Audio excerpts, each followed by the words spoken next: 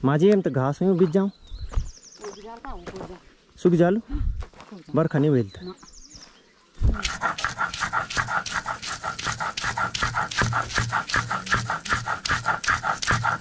और गांव के पनघट पे ये देखिए मद्यपान करने वालों ने यहाँ पे प्लास्टिक के गिलास फेंक रखे हैं। कुछ नहीं लाए तुम बाजार से, खाली खाली आ गए। लेट देखना कने ना पूजा था वो। अच्छा आ अली ली ली।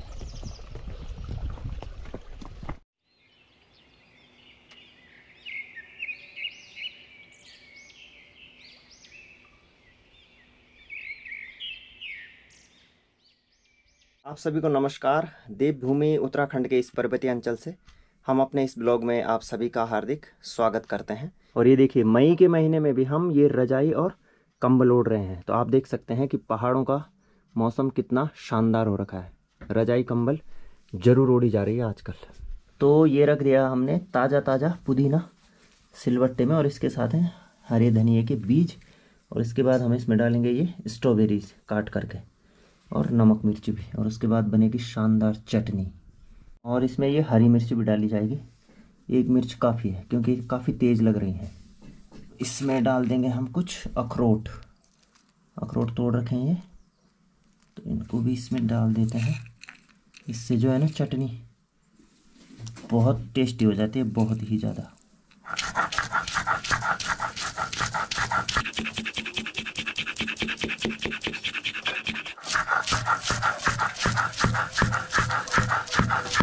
तो ये देखिए ये बन गई है शुद्ध आयुर्वेदिक चटनी, बहुत ही सुंदर और स्वादिष्ट। और इसके साथ के लिए बन रहे हैं यहाँ पर पराठे। दीदी आज सुबह सुबह गर्मा गर्म पराठे खिलाने वाले हैं हमको। और माँ जी भी आ गई है गौशाला से, और माँ बना रही है चाय।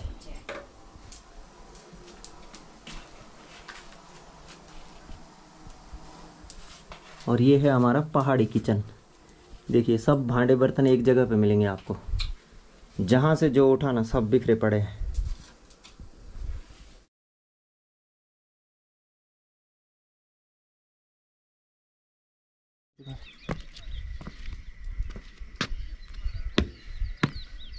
तो आज हमने खूब पराठे खा दिए, अच्छे बने थे पराठे, चटनी भी थी, तो आनंद आ गया सुबह के नाश्ते में।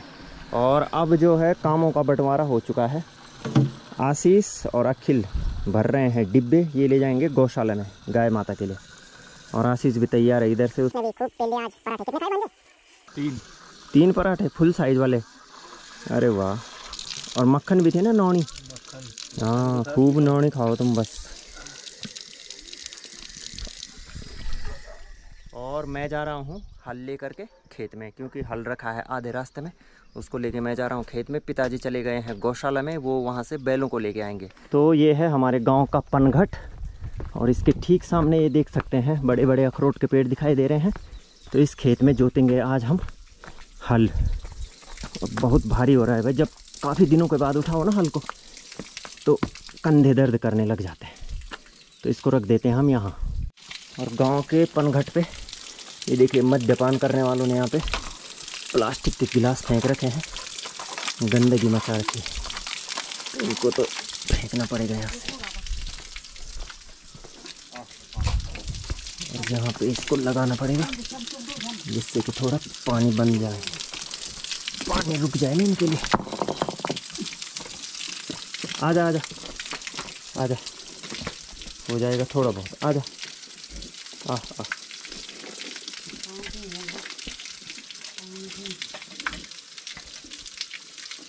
आ अली ली ली। तो पंदेरे में पानी पिलाने के बाद अब बैलों के यहाँ पर मुंह पर हमने वो लगा दिए हैं मास्क उनके, मतलब जिससे कि वो हरी घास न चढ़ पाएँ, क्योंकि नहीं तो फिर वो खेतों में इधर उधर भागते हैं। और अब जब तक हम हल जोतेंगे तब तक वो मास्क उनके फेस पे लगे ही रहेंगे।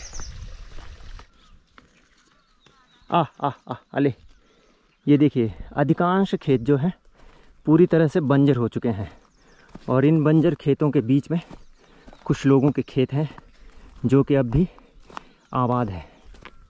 तो धन्य है उन लोगों के लिए जो इन खेतों को आबाद रखे हुए हैं। खेत जोतने के लिए जब हम बैलों को खेत में ले जाते हैं तो उसके लिए कम से कम 2 आदमी होने आवश्यक हैं। जो आदमी आगे से जाता है वो बैलों के लिए टॉर्च बेरर्स का काम करता है, मतलब एक पथ प्रदर्शक का, और जो आदमी पीछे से आता है वो उनको आगे की ओर ले जाता है। तो इस तरह से बैलों को खेत तक पहुंचाया जाता है, क्योंकि बैलों को नहीं पता कि हमें किस खेत में जाना है। अब जैसे मैं आगे से बुला रहा हूं तो मेरे को देख करके मेरे पीछे पीछे आते जा रहे हैं, तो काफ़ी अच्छा है ये अनुभव भी। और ये है एक हमारा बड़ा सा खेत, और इसमें पिताजी ने अखरोट के 3 पेड़ लगा रखे। ये देखिए 2 तो बहुत बड़े हो चुके हैं, इन पे फल भी आते हैं, और एक ये अभी छोटा सा है बीच में। माँ जी हम तो घास में बीत जाऊँ, सूख जालू बरखा नहीं मिलता। तो यहाँ पे रख दिया था मैंने हल, अब इसमें जोतेंगे बैलों को। वो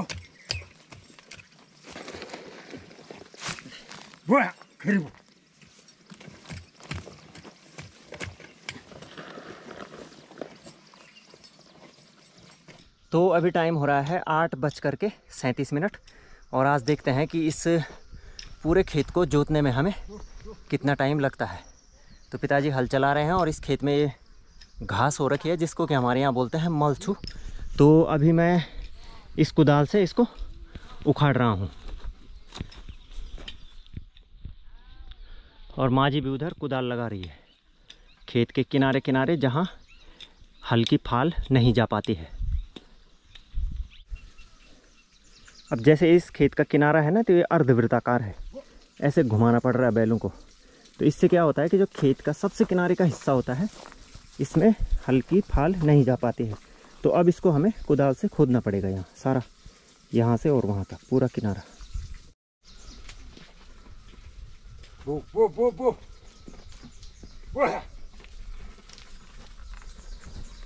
ये हो जो कर लिया।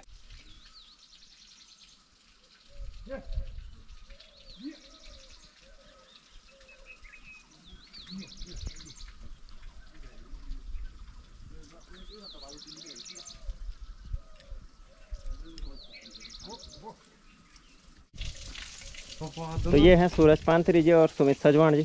सुमित सजवाण जी के दर्शन काफ़ी दिन बाद हो रहे हैं भाई। बहुत दिनों। कुछ नहीं लाए तुम बाजार से, खाली खाली आ गए। लेट देखना कने ना ना पूजा था वो। अच्छा अच्छा चल बहुत दिनों बाद बोल रहे हैं जाने। बढ़िया सजाए यार सुमित दा। मतलब ट्रैक्टर से भी हो जा काम हुई थे। बू बू बू बू बू चल चल चल चल चल चलो चलो चलो चलो चलो चलो चल चल चल चल चल चल। बारिश के बाद ना खेत अच्छे हो रखे हैं, नमी युक्त, तो इनको जोतने में भी अच्छा लग रहा है। बैलों को थकान कम लगती है, ना तो कटगुड़ हो जान तो फिर दिक्कत हो। वो बो बो बो बो बो चल चल चल चल बा चल चल चल चल चल रे चल चल चल चलो चलो चलो चलो चलो। तो अभी टाइम हो गया है 10:05, और बैल अभी यहाँ पे रेस्ट कर रहे हैं कुछ देर के लिए, क्योंकि बीच बीच में इनको रेस्ट देना भी बहुत ज़रूरी है। थकान लग जा रही है, और जब वो पेड़ की छाया में आ रहे हैं ना तो वहाँ पे अपने आप ही रुक जा रहे हैं। और अब यहाँ पर अखिल मैठाणी जी भी आ गए हैं, कुछ रिफ्रेशमेंट ला रखे हैं हमारे लिए खेत में। क्या है भांजे जी? लेके आए हो? लेके लाए। अरे उधर ही रहो, उधर ही छाया में। फिर तुम्हारे लिए नहीं है अभी कुछ नहीं।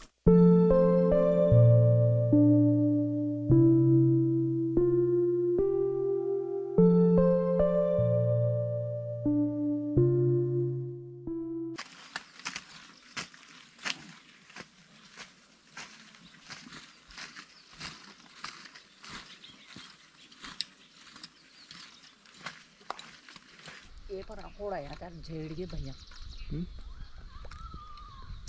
खुशबू आनी चाहिए डाल में। तो बैल भी अभी रेस्ट कर रहे हैं यहाँ पे।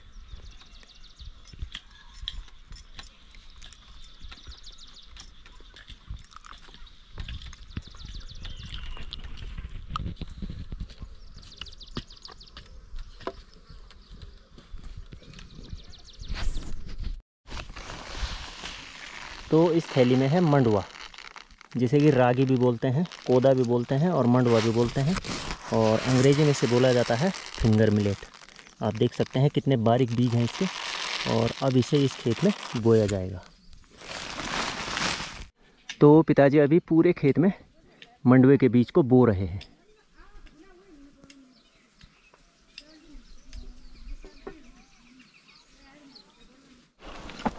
चल चल चल चल चल, अब इसको इस तरह से समतल किया जाएगा पूरे खेत को।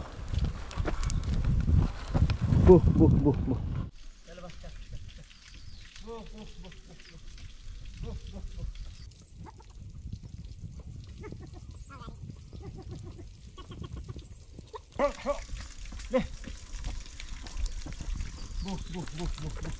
चलते रहो चलते रहो चलते रहो, चल भाई चल। तो फाइनली 2 घंटे और 15 मिनट के समय में हमने इस पूरे खेत को जोत लिया है, और इसमें काफ़ी घास उगी हुई थी। फिर हमने उस घास को इकट्ठा किया छोटी छोटी कुदालों के माध्यम से, और अब इसमें बोया जाएगा मंडुआ और सोयाबीन।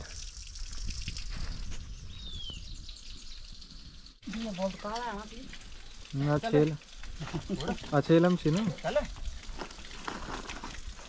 चलो भाई चलो, हो गया।